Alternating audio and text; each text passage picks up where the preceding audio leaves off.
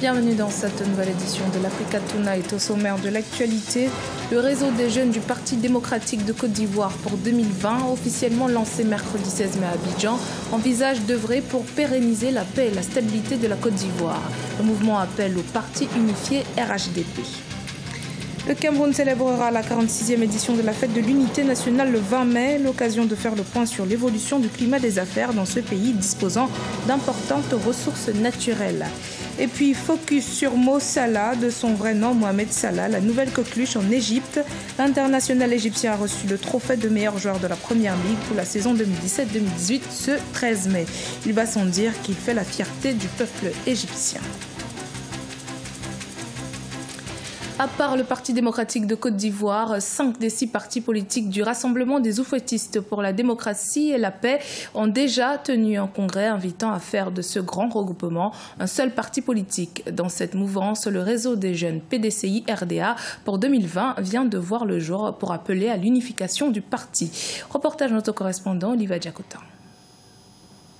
En Côte d'Ivoire, le réseau des jeunes PDCI-RDA pour 2020 a lancé officiellement ses activités le 16 mai 2018 à Abidjan. Ce mouvement de soutien politique proche du Parti démocratique de Côte d'Ivoire veut promouvoir l'unité et la cohésion des jeunesses RHDP, promouvoir l'oufouettisme, philosophie de paix, de dialogue et de tolérance et servir de porte-étendard pour l'aboutissement de l'unification du rassemblement des oufouettistes pour la démocratie et la paix.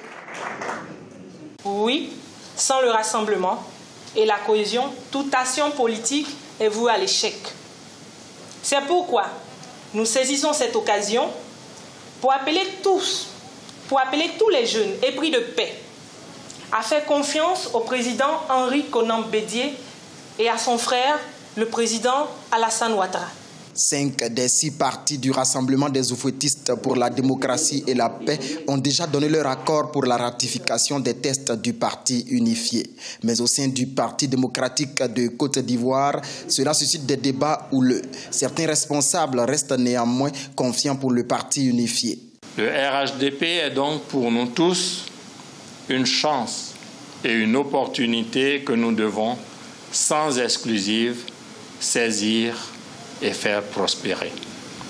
Je voudrais donc vous exhorter à porter par mon et par vous le message d'union, de rassemblement et de progrès que le RHDP véhicule sur l'ensemble du territoire national. En rappel, le réseau des jeunes du PDCI-RDA pour 2020 est composé des coordonnateurs de jeunesse et de sections du dit parti. Il prévoit dans les prochains mois une tournée nationale pour mieux promouvoir l'unité au sein du RHDP.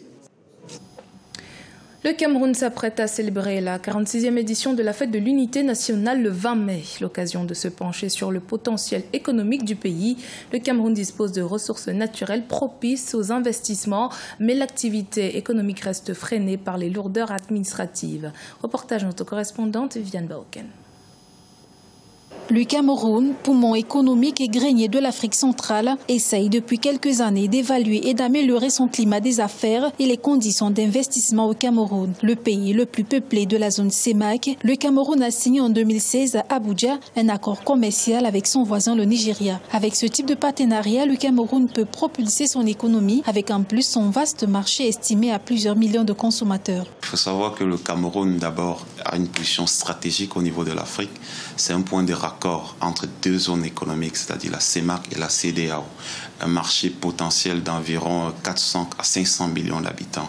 Un marché qui serait comparable à celui des États-Unis. Et le Cameroun a une jeunesse vraiment dynamique qui est de mieux en mieux informée. Le Cameroun a une diversité climatique de ses sols et des sous-sols. Le Cameroun a un riche potentiel minier qui pourra à terme attirer des entreprises dans le secteur de l'industrie, dans le secteur des services aussi.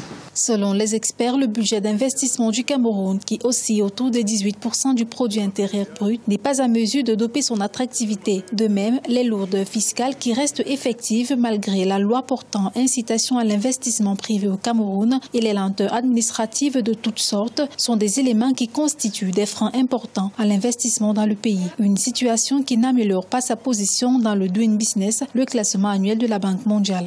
Alors sur le marché international, quels que soient les secteurs qu'on prend, le Cameroun est assez faible. Déjà, il faut dire que même si on dit qu'il est le leader de la zone CEMAC, il est le premier parmi les plus faibles en fait. Il faut le dire comme ça, sans faire la langue de bois.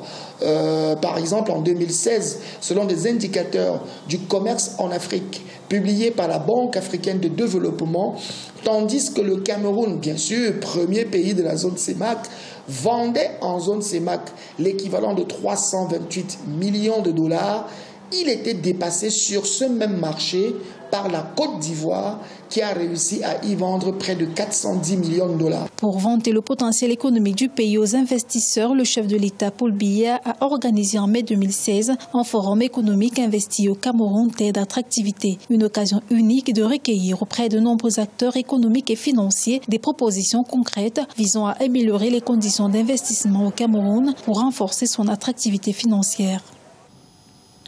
Au Malawi, les personnes atteintes d'albinisme sont constamment victimes d'agressions, de violences et d'enlèvements. Entre 7 000 et 10 000 personnes sont atteintes de cette maladie génétique au Malawi, victimes d'une véritable chasse à l'homme liée à des superstitions locales. Le 2 juin 2016, le Malawi a interdit à tous les sorciers et guérisseurs traditionnels d'exercer.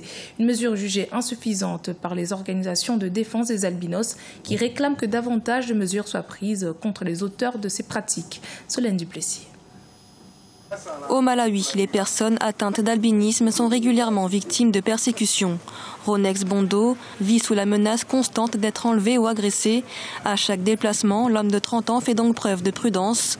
Il faut dire qu'au Malawi, les agressions à l'égard des albinos sont en constante augmentation selon les Nations Unies. Une vingtaine d'homicides ont eu lieu depuis 2014 dans ce pays qui compte entre 7 000 et 10 000 personnes victimes de cette maladie génétique. Au début, on pensait que le phénomène ne touchait que les villages. Mais maintenant, il touche même les villes. Certains d'entre nous vivent avec la peur au ventre. C'est mon cas. Je ne peux pas sortir après 18 heures. Si je fais cela, ma famille s'inquiétera. Ils veulent constamment savoir où je suis. Des agressions alimentées par des croyances qui persistent dans la société.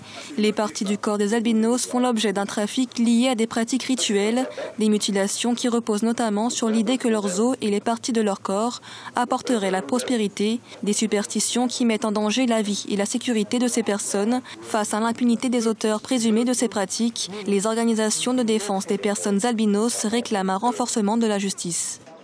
Que des personnes soient soupçonnées d'avoir porté atteinte à des albinos, qu'elles soient condamnées à la prison à vie ou à la peine de mort, je pense que cela n'aura pas d'impact sur nous.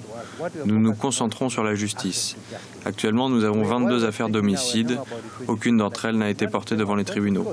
Des groupes de défense des droits de l'homme demandent au gouvernement de mettre en place une commission d'enquête chargée de traquer les auteurs de ces pratiques rituelles afin de lutter efficacement contre les agressions et ainsi protéger la vie des albinos au Malawi. Focus à présent sur Mohamed Salah, l'international égyptien évoluant dans le club anglais de Liverpool. Le 13 mai, il a reçu le trophée du meilleur joueur de la Première Ligue pour la saison 2017-2018. Une véritable fierté pour son pays où les ventes d'objets à son effigie se multiplient et font le bonheur des fans. Découverte avec Solange Dubois. Avec 44 buts et 51 matchs à son actif, Mohamed Salah a permis à Liverpool de décrocher la 4e place en Ligue des Champions. Un record qui marque cette saison. Celui que l'on surnomme le Messi égyptien a également reçu le Ballon d'Or africain 2017 le 4 janvier dernier.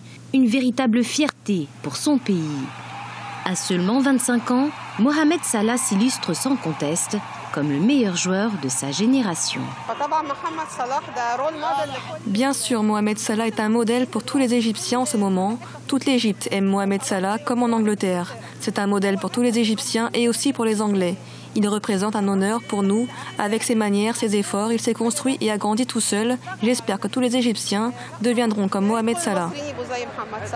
Une ferveur qui ne cesse de monter pour Mohamed Salah, particulièrement en ce mois de Ramadan. Et pour satisfaire les nombreux fans, les fabricants ont apposé l'image de la star sur des produits traditionnels du Ramadan, allant des oreillers aux découpes de papier en passant par les lanternes. Oui, c'est la lanterne la plus vendue cette année. Les lanternes qui se sont les plus vendues sont toutes à l'effigie de Mohamed Salah. Un nouveau record de buts en Première Ligue a par ailleurs été établi ce dimanche 13 mai par l'allié de Liverpool. Un but marqué à la 26e minute face à Brighton. Cette performance reconnue par ses pairs lui permet ainsi de devenir le meilleur buteur de la Première Ligue. C'était le journal de la rédaction. Merci de votre fidélité. Dans un instant, une nouvelle édition de l'actualité sur Africa 24.